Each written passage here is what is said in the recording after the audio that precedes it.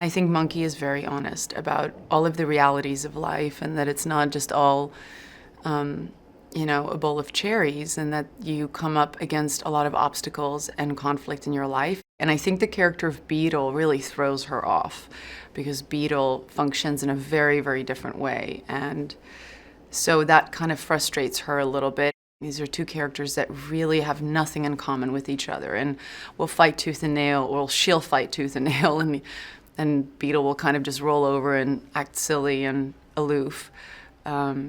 But they have to, in order to survive, they have to kind of come to a meeting of the minds.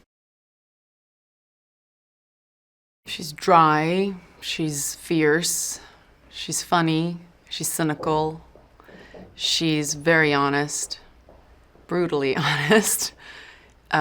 She's wise. She's unapologetic. She's deep down inside a softie with a very, very hard shell. She is the best of the best. She's an expert martial art fighter. She is incredibly sufficient in the art of survival. She's a warrior.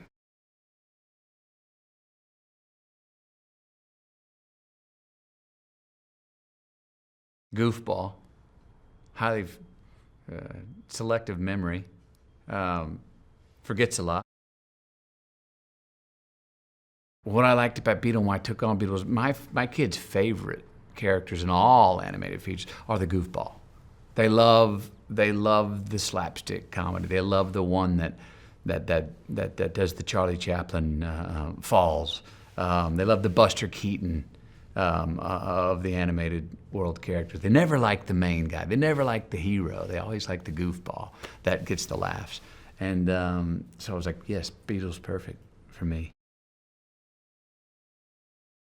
I would practice voices on my kids and see what they would react to and see what they may go, wait, that's goofy or that's funny. And I wouldn't tell them what I was doing, but I would just have fun with it. So I just constantly said, don't put any ceiling on your imagination of the ideas for the voice of the character, and just go with it. You really can't go wrong if you just keep the imagination open.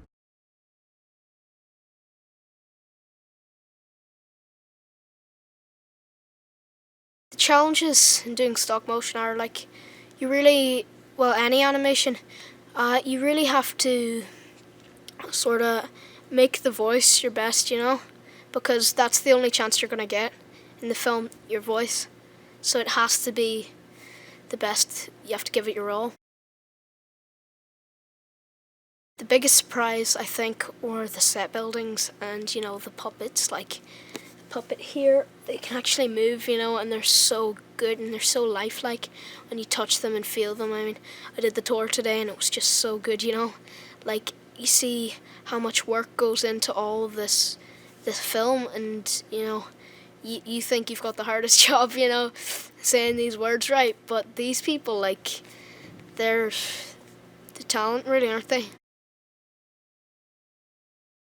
I think the bravery is sort of the key one, and because he is quite brave the way he goes off and, goes on this big massive adventure with a beetle and a monkey, you know what I mean? So I think that's brilliant. So I think bravery is the key, kindness, and he's very caring as well, caring over his mother. It's really helpful when you have a director that sort of can go and explain everything to you and go into depth of every emotion and every action.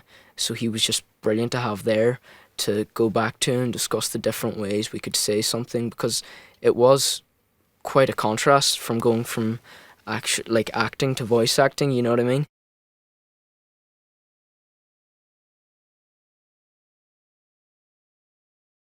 It's a quest story, a young boy's rite of passage.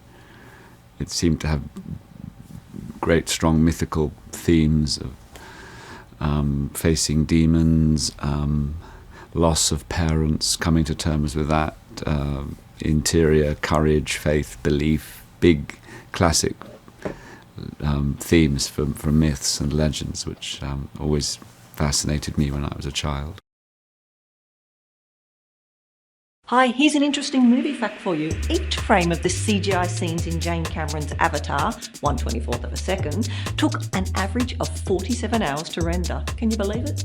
For this and more movie facts, click on more videos. But if you want something else, click on the playlist.